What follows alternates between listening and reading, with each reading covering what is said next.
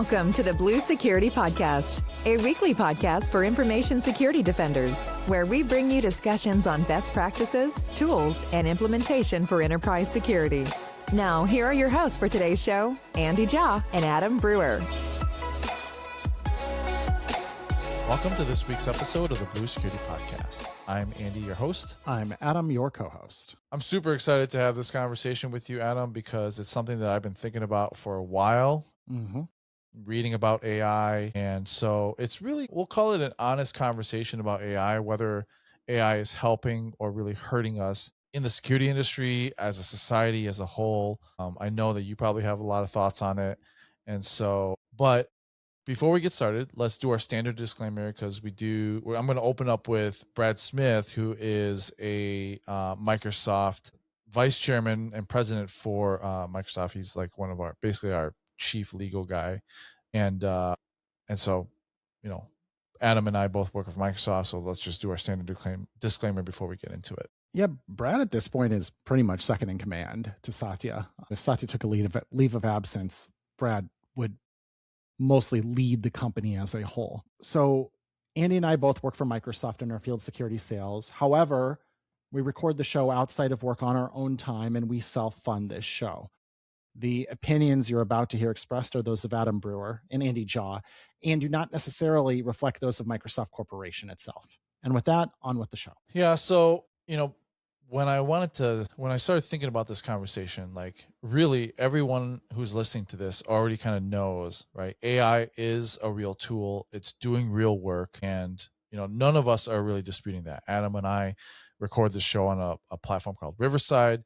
We have kind of touted the capabilities of Riverside and how the AI editing has really helped us save a lot of time. And so there's examples of this all throughout. But I think if you look at kind of the real world, there's really something that's shifted. And I really saw it a lot with the college graduation speeches, right? Like there were so many examples of like former Google CEO spoke, Eric Schmidt, he spoke at the University of Arizona, Gloria Caulfield, which was a vice president of strategic alliances at Tavistock, spoke at University of Central Florida's graduation. Scott Porcello, who is CEO of Big Machine Records, spoke at Tennessee State University. And at all of those, when they started mentioning AI, they were booed, right? And Ronnie Chang, who's one of my favorite comedians, he spoke at Harvard. And when he spoke there, he was like, basically AI. He's like, you guys need to save society from AI.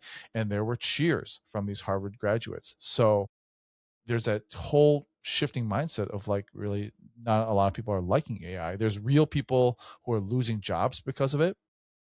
There's this whole new shorthand that's spreading, like TLDR, right? Like too long didn't read. There's a whole AI DR, which is, like AI didn't read, right? Like, because now a lot of people are assuming that the content that they encounter online is machine generated unless proven otherwise. The code that's being shipped by AI is measurably less secure and a lot of times not as good, right? Like I play an online video game, and one of the patches that happened recently was actually really terrible.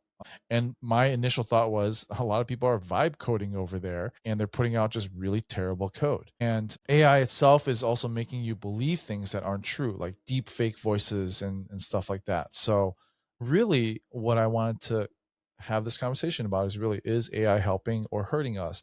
Not the technology like in theory, but the way that we're deploying and using it right now. And Brad Smith recently authored, he has this whole blog called Microsoft on the Issues, really good blog, talks a lot about just in general, like legal issues, geopolitical issues, kind of like thought leader stuff. And he had a really pro AI argument coming out of this, his recent blog this month, which was on June 10th. And his historical argument was really, if you look back on technology, like the camera, and taking pictures didn't kill painting, or email didn't kill writing, and spreadsheets didn't replace accountants. All of those tools kind of made things more powerful. Like they made accountants more powerful, and technology might displace work in some places, but it creates work in other places. So his advice was really stop thinking about your job as a title, but think about it as a bundle of tasks.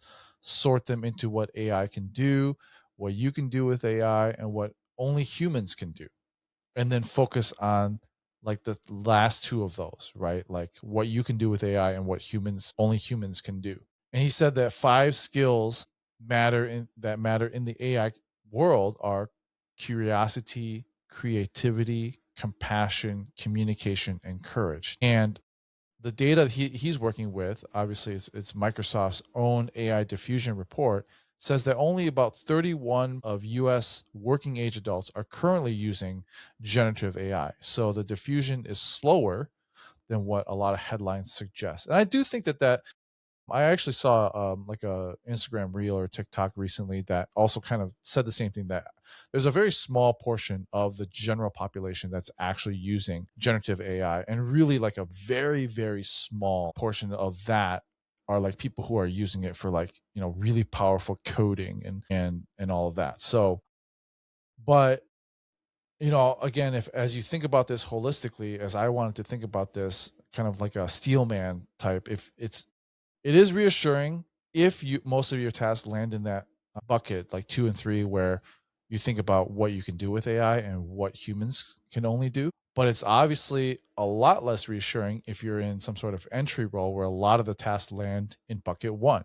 So think about like paralegals and call centers and stuff like that. His answer to those people is really develop AI fluency, pursue your passions, and adapt, which is reasonable advice, but also kind of, arguably it serves Microsoft's interests, really. Like the camera didn't kill the painting, but it did absolutely put portrait painters out of business for an entire generation.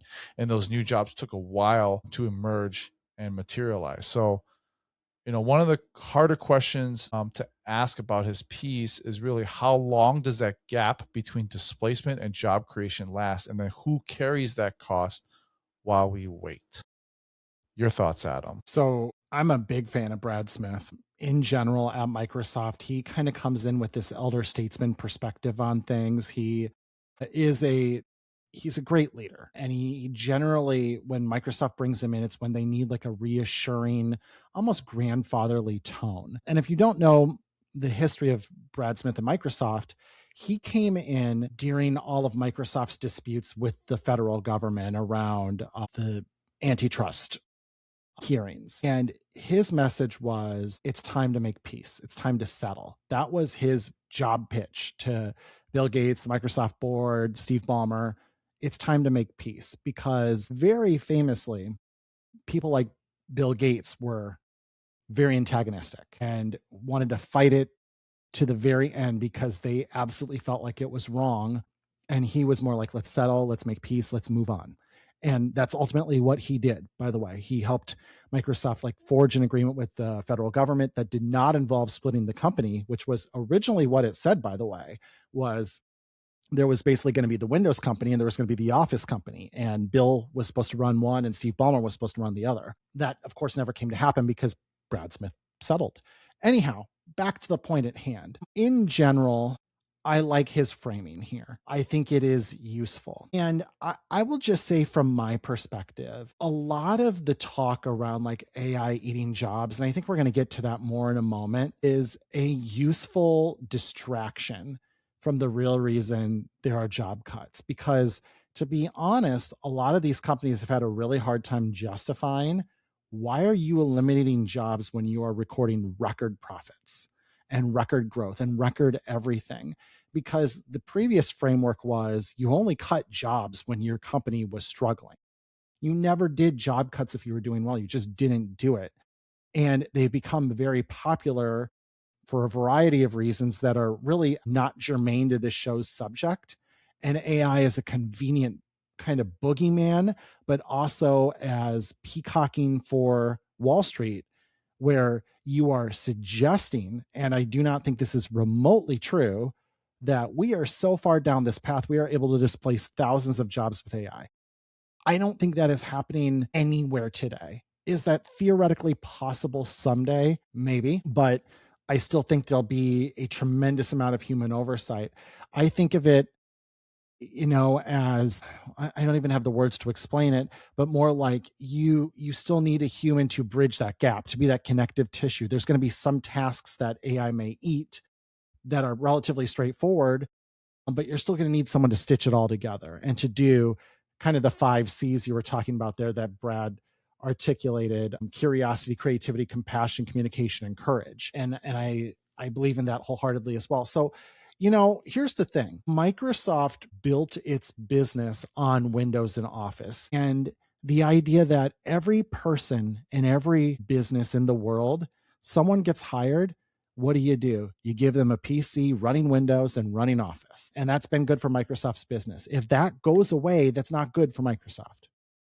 If you have fewer people in the office, which means we are buying fewer PCs, which means fewer Windows sales, and you're selling fewer copies of Office, that is not a good thing.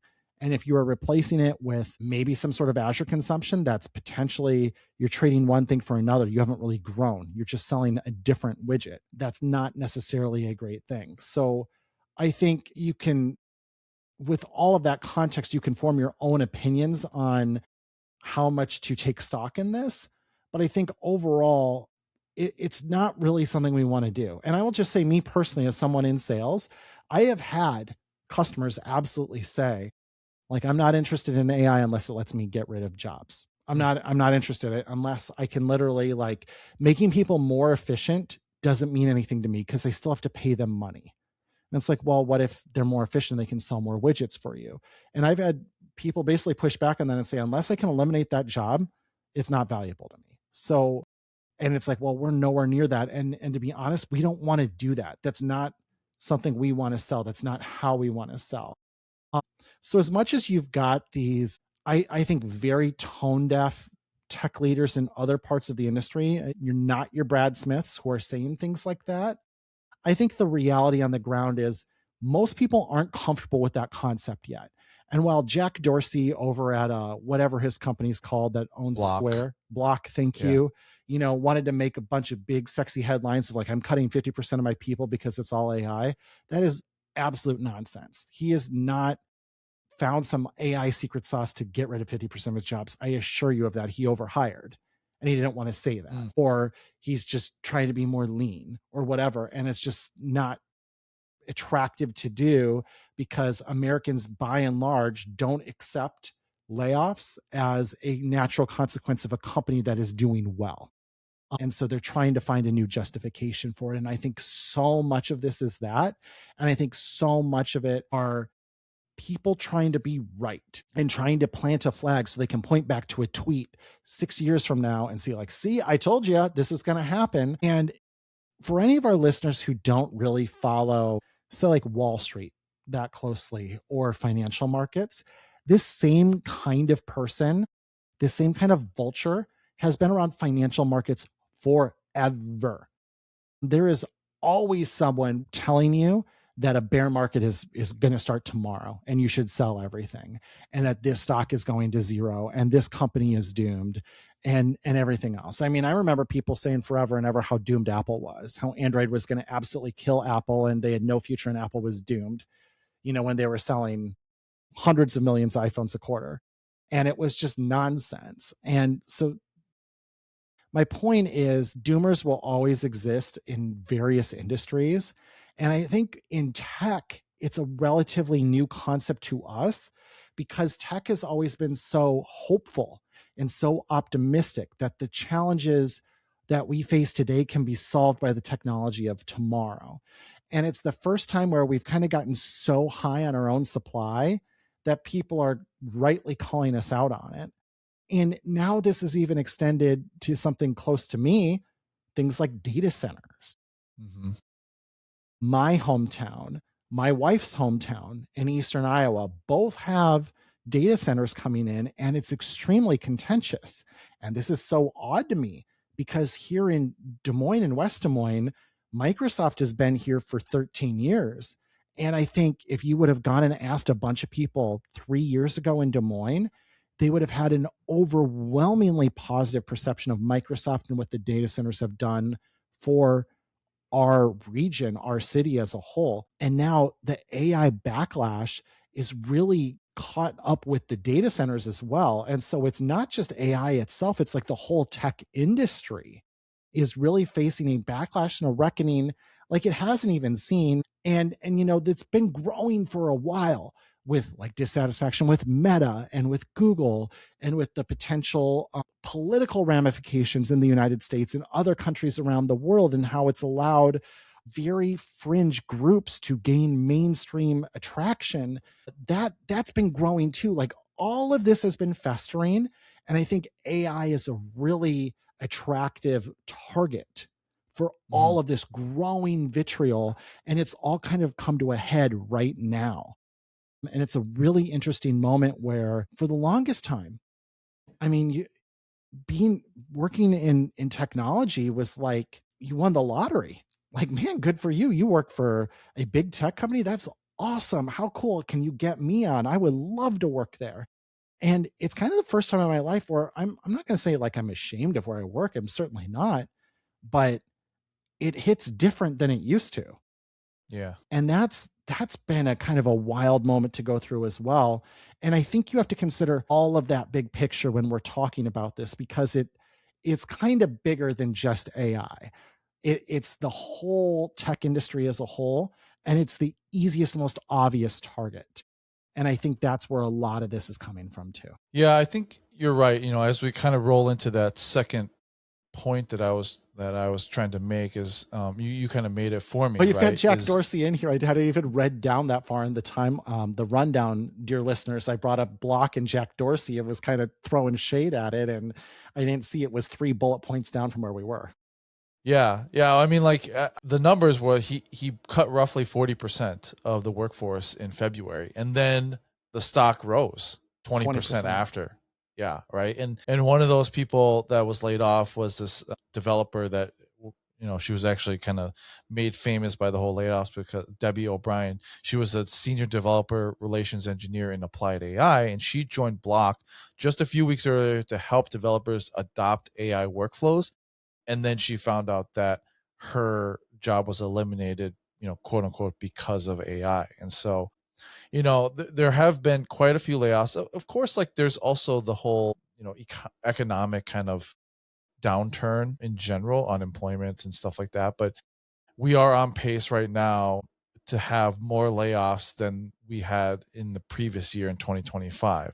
And so if you look at the investments that these large companies like Meta, Amazon, Microsoft, Alphabet have made in the capital expenditures. So we're talking about CapEx here for infrastructure, $725 billion, which is a 75% increase over last year in 2025, which, you know, like you said, Adam, has mostly been directed towards AI data centers and infrastructure. Meta's entire global payroll is about $27 billion.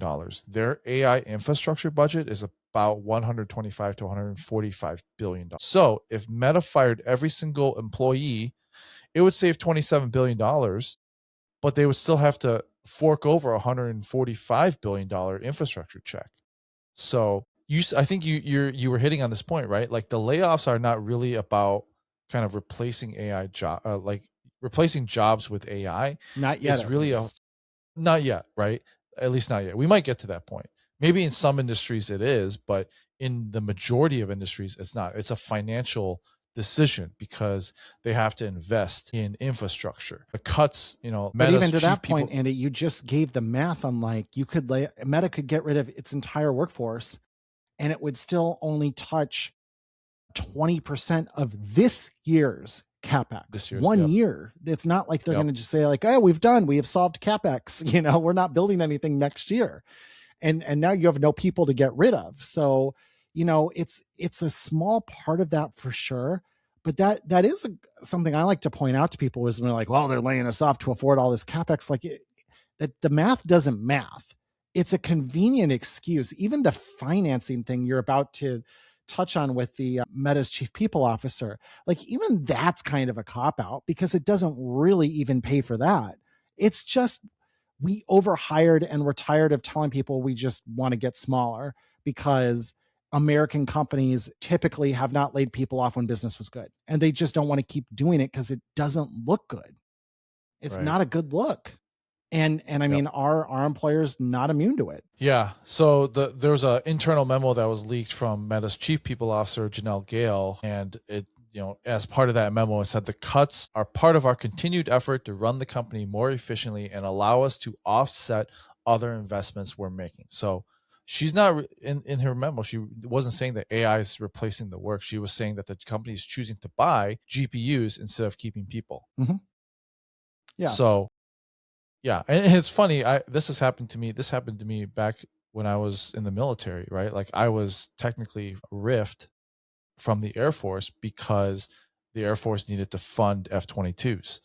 And so at the time, like there was either where do we find the money, and they had to basically riff people because of that. So it's the same concept here. Yeah, absolutely it is. And I mean, it is part of it. I'm not being dismissive of like this is not at all a financing effort here. I think that's part of it. And I think part of it is a scapegoat. And it's more than one thing, right? And that's the whole difficulty with this conversation is all of this exists in shades of gray. There is no smoking gun. There is no black and white answer to any of this. It's a complex, multifaceted conversation. And that's, I think, part of why it's so hard, especially in our modern environment, a highly charged, politicized environment where we like to pick sides. Are you blue or red?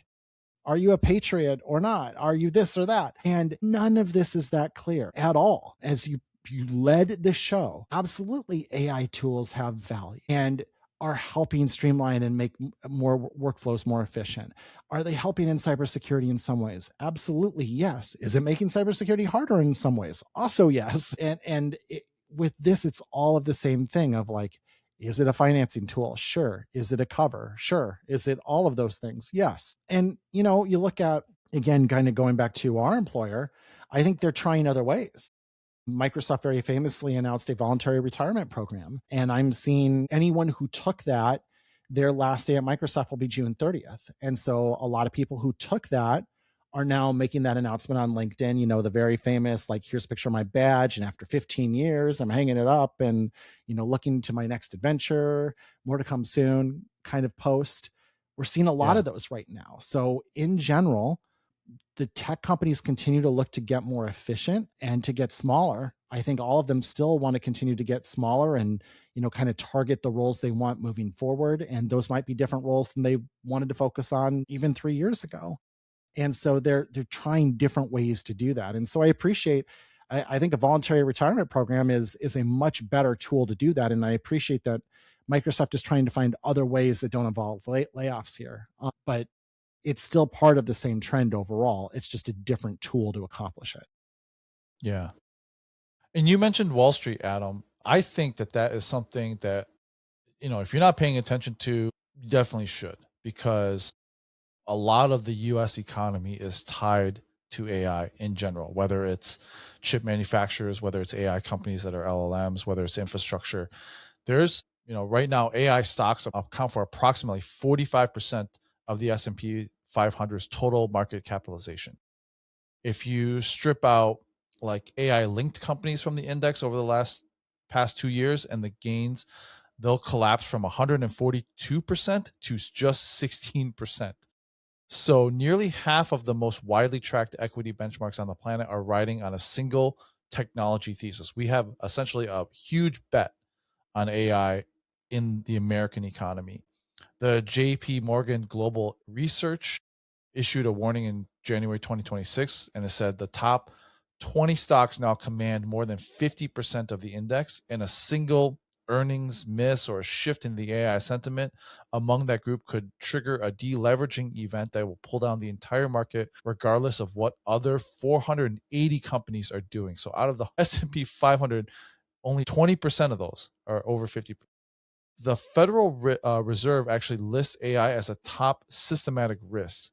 Deutsche Bank warned that without AI-driven capital spending, the U.S. real GDP growth is near zero.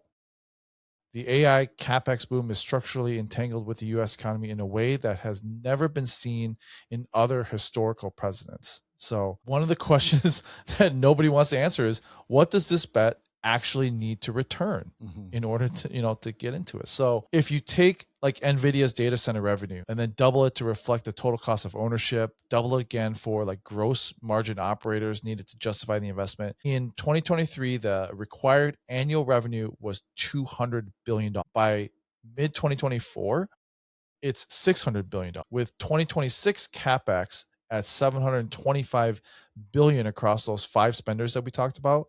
The required number is even bigger than that. So actual AI end user revenue across the entire industry estimated to be in the tens of billions of dollars. So infrastructure investment is running on the orders of trillions in the upcoming like 5 years. And so on the end user revenue, it'll need to be on the order of tens of billions of dollars, right? And Yeah, that's pause there just, for 1 second. So yeah, we have a group chat that we have with a couple of other buddies, Andy, who were in your same role back in the day. And now, we've all gone on to do different things, but we still stay close.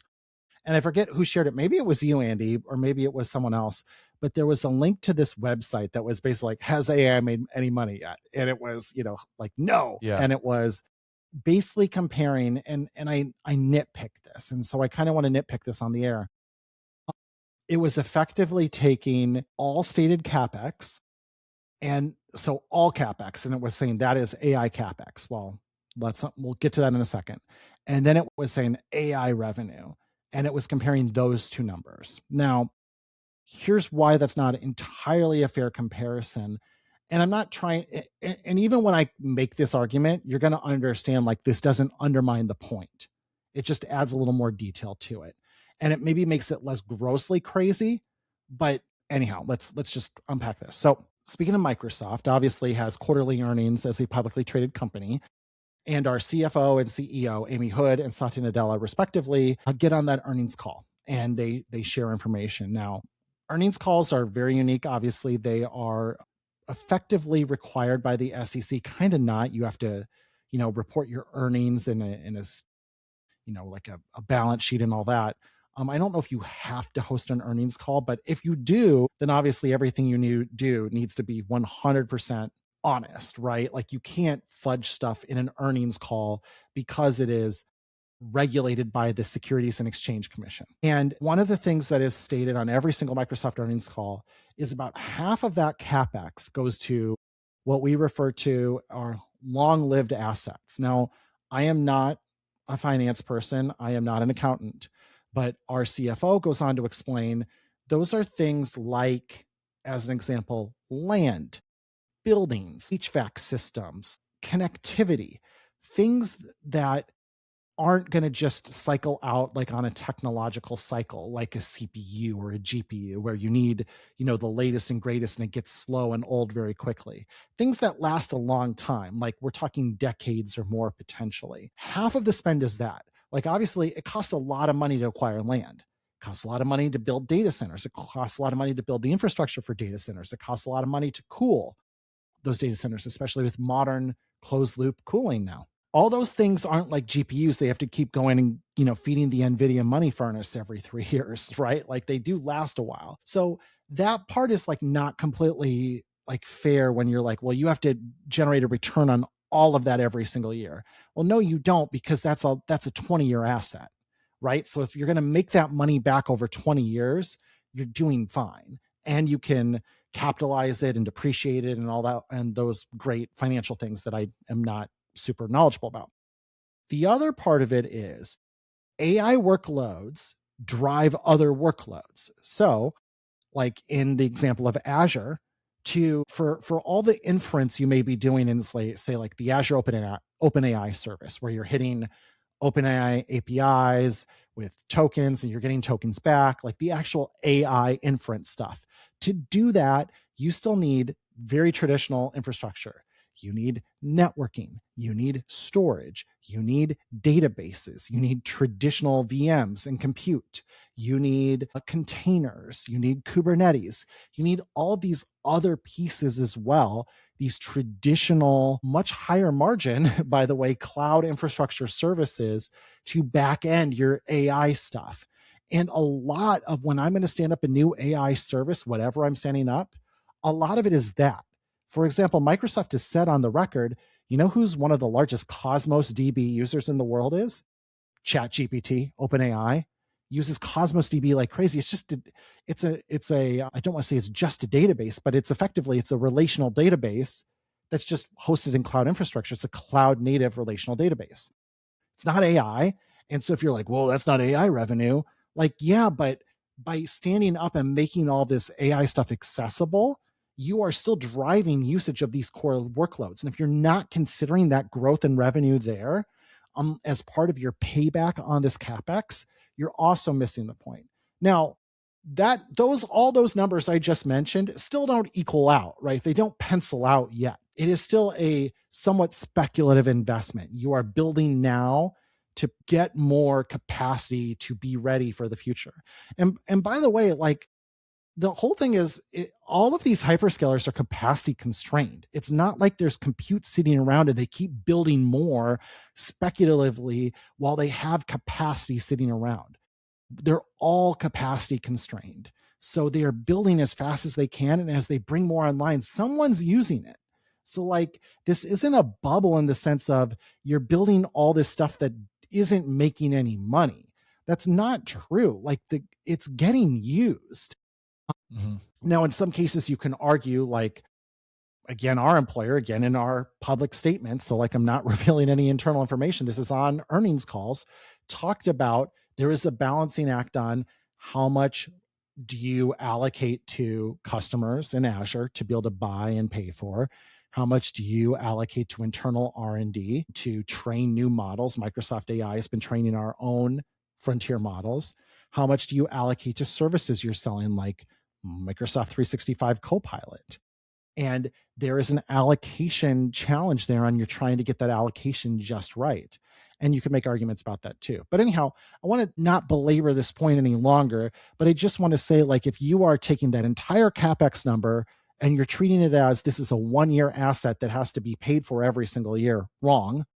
And also, if you're saying, here's your AI revenue, and I know, again, Microsoft has kind of offered up a AI revenue number in the earnings print, consider that a lot of AI usage is driving non-AI workloads, very unsexy things like cloud storage and compute and networking and databases. Those are all needed too. And if you're not including that in that ROI calculation, you're also missing that. So it's not as clear cut. And this is where, like, if you are looking at anything in life and you look at it and go, that's crazy, no rational person could support this, consider that you're missing something. Because although there has been a ton of money spent, and it is fair to ask the question on when is the revenue going to spin faster than the spend, like the CapEx spend? Fair question, great question. Don't treat it as like this is so crazy, they're not in the same universe. It's not as far off as you think, and it's not as speculative as you think, because they are capacity constrained.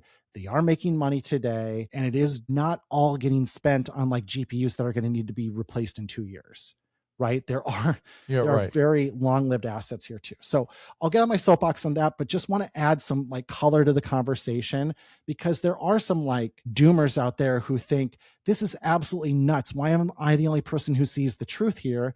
And it's kind of because you're not looking at the bigger picture, or you don't understand the bigger picture. And I will wrap up my comments here. The other thing is Wall Street, by the way, speaking of Wall Street, is crazy about like whipsawing from end to end on like very small data points. DeepSeek got announced, and it was like, it's over. The sky is falling. AI is doomed. China has solved AI. We are all hosed. And like the entire market dropped hundreds of billions, if not trillions of dollars in valuation in a single day over that. Yeah. And then it was like, oh, hold on, maybe this is not the end of the world. Just like the SaaS apocalypse, like all SaaS companies are doomed, like is also complete nonsense. But anyhow, I need to take a breath and I'll let you continue on, Andy. Yeah, no, I think it's a fair point, right? That CapEx investment will last longer. And in the beginning, investors and these companies were heavily subsidizing the cost of AI to try to get people in. And now that cost is increasing. So, that ROI is going to be different in the next year than it was in the last couple of previous years. Like I know that GitHub Copilot recently started limiting their their usage. ChatGPT, Claude have also been playing around with their tokens and usage as well, and so that cost is getting higher. My biggest concern is kind of like what you kind of alluded to, which is China, the Chinese threat, and like DeepSeek and other open source models that they're coming out, right? Like the Chinese government and we've talked about China at length on this podcast before, but their government can heavily subsidize any Chinese company that is developing AI and whatnot. And DeepSeek is a good example, right? Like they are cutting their prices by 75% for their API prices. And they did that back in April. Their API cost per million tokens runs roughly 96% OpenAI's comparable model. And then they also do a lot of model distillation. So they'll get a hold of OpenAI and ChatGPT or Claude or Copilot and whatnot, and they'll distill those down into smaller and cheaper models, right? And so OpenAI had told the House Select Committee on China in February of 2026 that DeepSeek used a new obfuscated method to extract reasoning from its models, and then by using over 24,000 fraudulent accounts. And that strategic threat is structural, where American AI companies have built their entire business model on recouping that massive infrastructure investment through these premium priced APIs across these proprietary frontier models. And if Chinese competitors can offer near identical performances at 96% lower cost by harvesting that US capability through that distillation and then running it on domestically produced chips, right? Right now, they're using NVIDIA chips, right? But you better believe that China is working on solving that supply chain issue. They are actively trying to develop their own AI chips, their own GPUs. That whole pricing model that justifies that capex will collapse. The Chinese strategy is to ship models as free downloadable packages and then let developers run them on their own hardware and then win that global developer ecosystem without a commercial relationship. So it's really something to pay attention to, because in a capitalist society, companies want to have the cheapest option. I read this story, and it's going to be the same thing as that gets translated over to AI, right? Like this company in like New England somewhere that manufactured shower heads, right? Like it used to manufacture the shower heads itself. It used to work with local companies that made the widgets and bolts and everything that went into the shower head. So it was made in America, right? Mm-hmm.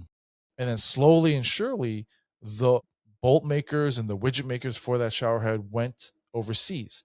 And so they put out a survey to its customers that said, hey, if we could make our own stuff and make this shower head and charge you $300 for the shower head because that's what it takes to make it in the States, or you could buy, a $50 one on Amazon, which one would you take? Which one would you buy? And 100% of the people who answered the surveys said they'd buy the cheaper one. Mm-hmm. And I would be willing to bet that, if you're looking at roughly equivalent capabilities and you had to pay for OpenAI's ChatGPT or Claude or Copilot, versus an open model like DeepSeek or something that's free like Ollama or something like that, and run it on your own hardware, which one would most companies take? Obviously there's and I mentioned this in one of our Teams chats that I have with my coworkers, because they said, okay, well, DeepSeek is actively trying to undercut all of this, and I made the point that for me the problem with DeepSeek and other Chinese made models is that there's a bias built into that model, right? Like if you ask DeepSeek about Tiananmen Square, you ask it about Uyghurs, you ask it about, the pro-democracy movement, it's going to be like, this doesn't exist, Mm-hmm. right? Like there's bias built into it. Or if you say, I need to build an app, right? I need to analyze this data that is about the Uyghur, surveillance or whatever, or about whatever that might compromise the Chinese government, it's going to come back with a biased answer. And then my coworker was like, well, I don't think like most people are using AI for historical, education and all of that. But the point is that it's still operational bias that's built into the model itself, right? And so if you start using it, you may not think that you're using it for anything else. But again, like if you build it for an app that is for something that might undermine the Chinese government, or you have code or whatever, it might build in a vulnerability that you are not thinking about, any one of those things, right? Mm-hmm. And so that's really the security problem, because it's going to be cheaper and they can flood our market with it. Not only will it like collapse our entire economic, like standpoint in Wall Street, but also it's a security risk. Just using these models itself is a security risk. Yeah. And you bring up a good point. First, I want to make this point, and then I want to actually pivot, Andy, to the sycophancy segments. It ties in really nicely here. But there's a real open question over if there is going to be enough of a moat to continue developing frontier models, and if those are financially viable. Because if we get to that point of good enough and the effort and cost becomes so great to iteratively improve on the next model, you're not going to see this continued rate of innovation like you have with, GPT-4, GPT-5, GPT 5.5, Opus 4.8, Fable, Mythos, all that. Especially if it's just going to get distilled and done at 96% lower cost or whatever in a couple of months by the Chinese anyway. Then what's the motivation to develop a frontier model? And that becomes really interesting. And not a perfect analogy, but you compare that to the smartphone market and you think of how rapidly smartphones evolved at first and then how that innovation slowed over time, and became very iterative. You could start to see that more, especially again, kind of comparable, as there was a period of time when the Chinese devices, the Huawei's of the world, became excellent at much lower cost than, say, the Apples of the world. And there was a concern about that. And, that was kind of solved through government intervention, as opposed to pure innovation on say like Apple's part or anyone else's. But kind of going back to models reflect on how they're trained and what they're rewarded for. I think this segment on AI sycophancy is really interesting because it's one of the things I like least about AI models is how you'll like call it out and be like, hey, is there another way to look at this, or is this? And it's like, you're absolutely right. You're right to call me out on this. Like, just give me the answer, man. Like, you don't need to butter me up and tell me how smart I am for catching like what you missed. I really, really dislike that. And in general, like the personality behind these, I think is really dangerous. I think they should be much more like to the point and factual. But if you recall, and I forget exactly which model switch it was, but OpenAI switched from one model like 4.3 or something to 4.4. I forget which one it was, but they took a lot of like the sycophancy and personality out of it and made it more like dry and straightforward in its answers. And so many people revolted and demanded they roll it back because they like that. But I think that's really negatively impactful. Dangerous. And dangerous, exactly, to give it almost human-like behavior. It should make more clear that it is just a machine, and here's your answer. But you have some more to share on that. Yeah, I was reading this study put on by MIT, and that really they call the study what they call it the delusional spiraling, which is where AI models are trained using that reinforcement learning from human feedback. So models were actually models were actually getting rewarded for the responses that users find agreeable. Like I use Claude, and after every response, there's like a little feedback section, right? Like you could give it a thumbs up, you could give it a thumbs down, and you could give feedback on what you liked and what you didn't like about that answer. And over time, like you said, Adam, those models trained towards sycophancy, where it was telling you what you wanted to hear. And researchers found that even when a chatbot provided factual information, selectively presenting confirmation facts still reinforced false beliefs. So the result was users became more confident in views over time, including views that are wrong. And so, to be clear, the MIT study was a simulation model. It wasn't a clinical experiment with real users, but the mechanism is sound. It just wasn't tested at scale on actual people. And then separately, MIT found in another study that AI overconfidence is also training artifacts. So reinforcement learning rewards correct answers and penalizes wrong ones, and nothing in between. So a model that reasons carefully to the right answer gets the same reward as one that was guessed correctly by chance. So over time, again, models learn to be more confident about everything, including what they don't know. Right. So, which is crazy. What has always been annoying about this stuff is how it so confidently answers wrong. Yep. And I actually, I find that even with, when I'm using Claude today, right? Like I'll ask it about something that I know at least a little bit about, and it'll reply back with information that might be outdated or incorrect. And I'll say, well, that's not correct. It should be like this. And then it'll actually do an internet search based on what I replied.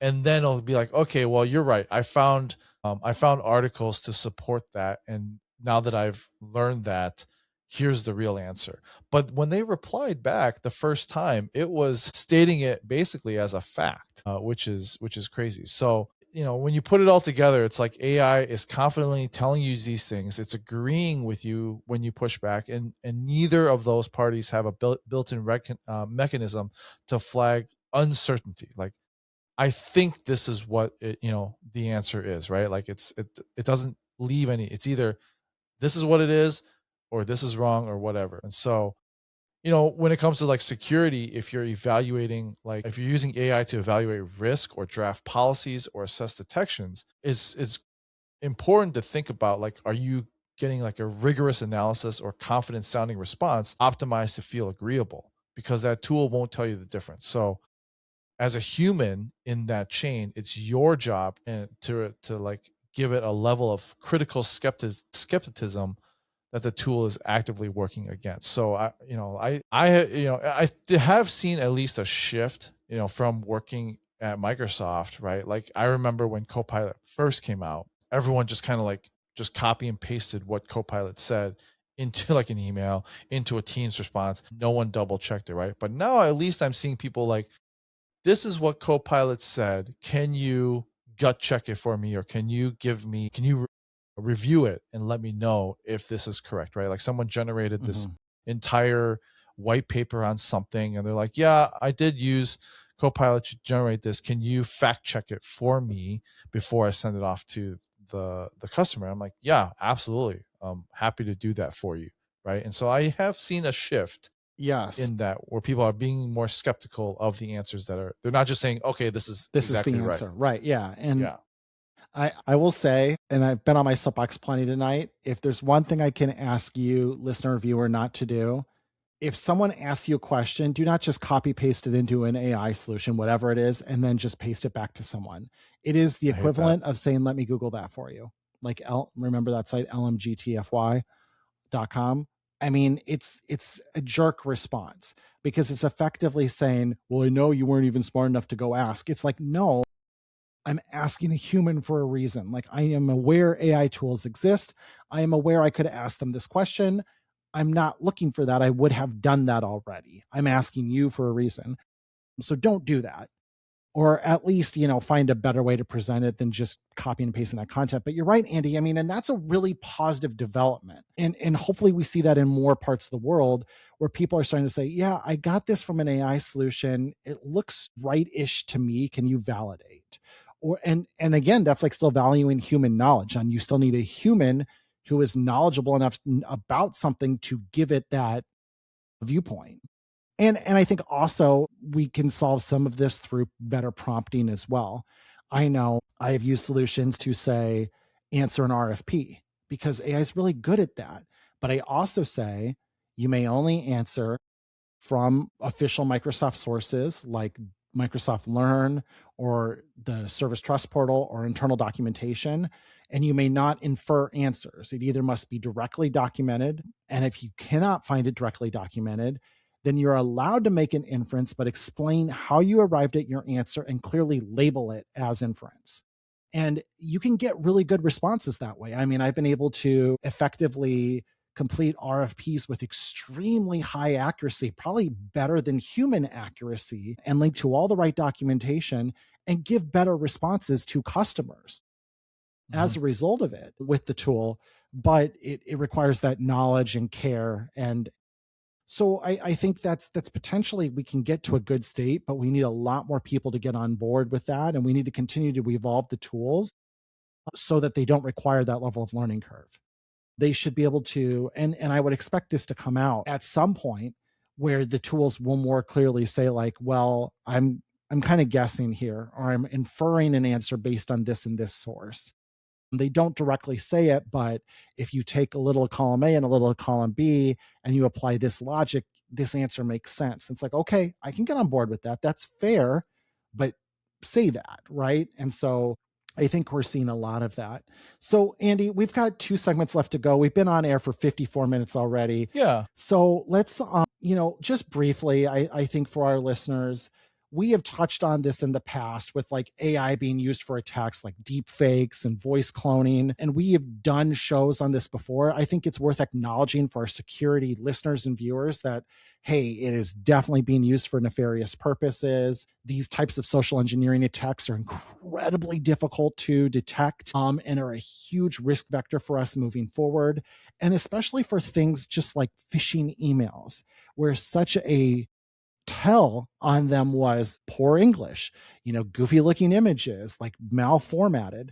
Like Gen AI is so good at that. It is a click of a button to get beautifully formatted emails with perfect English, even if you're a non-native speaker, to leverage for these sorts of things. And so the attack vectors, whether you're talking about phishing, vishing, phone calls, social engineering, all of those are dramatically up as a result of this and makes defenders' lives harder. I mean, we could certainly unpack that more, but I think as just a brief summary, I think certainly we wanted to acknowledge that, and this episode has gotten long, so I wanted to kind of more summarize that. And if you want to add anything on that, great. But what I'm really curious about is this other segment on code getting less secure. So before we move to less secure code, do you have anything you want to add to kind of my super brief summary on the social engineering, phishing, and everything else, those threat vectors rising as a result of AI? No, I think you covered it pretty well. I think the biggest one is voice cloning, right? Like, yes. I still see a lot of like security checks with like Fidelity, like a financial organization, institution that uses voice as a security, like, hey, your voice sample matched, right? And now all of a sudden, like, it's crazy. Is that really a thing? So, it is. There's still banks and like legitimate organizations that are using voice as a security feature. And so that needs to go away, because now today you only need about 20 to 30 seconds of audio in order to clone a voice.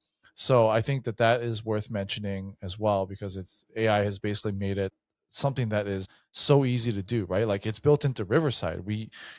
I know I've said this in the past, but Adam, like, because we have hours and hours, hundreds of hours of our recorded voices, we can basically train it to do anything. And Adam plugged in like the Declaration of Independence or like the preamble to the Constitution or something like that. We hold these truths to be self-evident, yes. And he had it read back in my voice, and it was uncanny. Like, it was scary because it sounded exactly like my voice reading it, but I never read it. So that is a security, if you're using any type of voice for security, get rid of that right now. And then finally, yeah. And then finally, on the code getting less secure, this was something that has been kind of on the rise, right? We talk about vibe coding. I talked about that before when I was talking about my game patches and all that, but vibe coding is on the rise, right? We have replaced kind of that whole developer aspect, and people are just using code, or like people who don't even know anything about code and just generating code. And so there has been, Veracode is one of those code security tools, their company, and they tested like 100 LLMs across 80 coding tasks. And they said that 45% of AI generated code actually contained OWASP top 10 vulnerabilities. Now, even after 2 years of model improvements, that number hasn't moved. So cross-site scripting defenses failed 86% of the time, log injection 88%. These are usually the first things that your team tests for. And now if you add that to like attacker speed, right? Like the mean time from CVE publication to a working exploit back in 2024 was only 56 days. In 2025, it has been reduced to 23 days. And now in 2026, it sits at 10 hours. So AI assisted attackers can compromise a system in 73 seconds. A defender that's working through a standard SOC handoff chain usually takes about 24 hours to deploy a fix. So that's pretty important. There's like, we almost call it like AI slop, where there's like 20% of AI generated code in reference packages that don't even exist. It's like when there's a lot of like lawyers that are hitting these like TikToks and Instagram reels and YouTube stuff where they're like referencing cases from AI generated like legal briefs. And the judge is like, this case does not exist, right? And that's happening in code where they're like referencing packages that don't exist. And so, that is really important. If your company is using AI, your developers are using AI, you have any type of code generation, really needs to have some sort of app security program built in. And, there might even be some liability issues. Like what happens if a vibe coded security tool gets compromised, right? Or if you ship AI generated code without a security review because it looked right or because it works, is that negligent, right? And at some point, maybe that will fall in front of a court or something like that. So this is something that security defenders are really going to have to look at and really kind of come to grips with, right? Because it's happening. It's, AI is generating sometimes more vulnerabilities than it's solving when it's generating code. So I think that is something to really take into account. Certainly a challenge today. And one of those, I think I'm most bullish on us getting on the right side of it, because I think AI code scanning can become so powerful and so good that we run out of excuses for shipping insecure code because the tools are so powerful to prevent that. But I think right now, we're in the part of the cycle where we're still generating code way faster than when we're scanning it for weaknesses. And we need to get on the right side of that asymmetry. And we're not there today. So right now we're generating enormous volumes of code and we're not doing a good job of reviewing and checking it, both human review as well as AI assisted review. And I am confident that's something that feels like it's straightforward to flip. But when that flip will happen is unclear. Well, thank you, Adam. This was a conversation, like I said, that I've really wanted to have and kind of hash out because there's just been a lot of news on this. And, obviously in our day job, we sell AI as well. And, whether or not it's good for society, good for America, good for everything involved, I think that is still something that is to come. Obviously the tools, unarguably, like there's benefits in using the tools, right? Like, but there's a holistic picture that we all need to look at from society, I think. Because the other things that I see that come across are, there's in 2029 AD is when Skynet took over, right? Like that's in a few years. Yeah. So, I don't want that to be the thing, but I think as a society, we need to just kind of look at this holistically and then kind of move forward, basically. Yeah, technology, I think, definitely draws in people who have a very positive utopian vision of the future and technology's role in getting there. And technology, like nearly any human tool, has multiple sides to it and can be used in multiple ways. And I think you look at the smartphone as an example of a tool with great potential, but also has caused great damage. You look at cyberbullying of children. You look at Andy, before we went on the air, we talked about you trying to sit through the extended editions of Lord of the Rings, and I said, well, watching that in 2026 is different than when we watched it in 2003. Our attention spans have shrunk. Mm-hmm. And you have that smartphone sitting there in your pocket and you're like, oh, I want to just scroll a feed.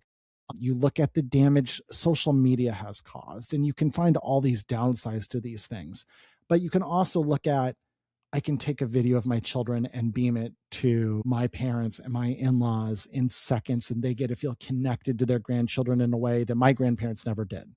And so there are amazing potential with these tools too. And you look at how we probably still wouldn't be doing this show if it weren't for AI streamlining our post-production of the show. Our post-production, you and I used to spend a lot more time on it than we do today to get this show out every week. And I am thankful for the hours and hours and hours of my life I've gotten back as a result of that tool. It has literally probably saved me days of my life editing this show. And I think in many ways, it has helped eliminate some of the most drudgerous and painful parts of my job. I just talked about like completing RFPs.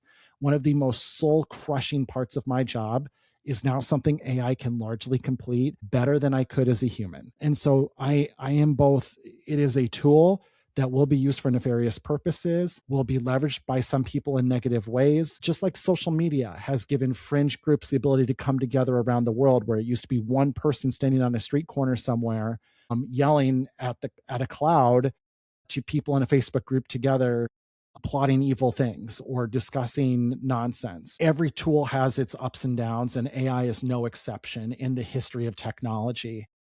Yeah. I'm still bullish on its possibility, but I am eyes wide open to the pitfalls as well, the perils and the possibility. And so I look forward to us continuing to evolve the conversation. And I do think having so many people hands-on and eyes-on and involved and concerned with it in a way that we are much earlier to than we were at the equivalent time for, say, social media or the smartphone. There were not people broadly calling out the dangers of social media or the dangers of the smartphone like there are on this technology. And the fact that we're so early to that and we're having those conversations, I'm going to say will net out to be a positive in the long run, because if we are focused on the downside so early and preventing them and working against them, that will hopefully, fingers crossed, and I'm a technologist because I'm very positive on the positive benefits technology can bring to the world, maybe that will allow us to get to the upside sooner and faster and limit the downside. That's my optimistic view on it. I like that. That's a great place to end the show on. So thanks again for listening and watching as always. That's our show for this week. Our contact information, along with some of the links that I use to kind of source the material for this episode, will be in the show notes. If you have any questions or comments or topics you want us to talk about in the future, just email us. Thanks. We'll talk to you guys next week. Thank you for listening to the Blue Security Podcast. Please check out the show notes, catch up on episodes you may have missed, and subscribe so you don't miss any future episodes. Find Andy on Twitter @AJaw0 and Adam @AJ Brewer. See you at our next episode.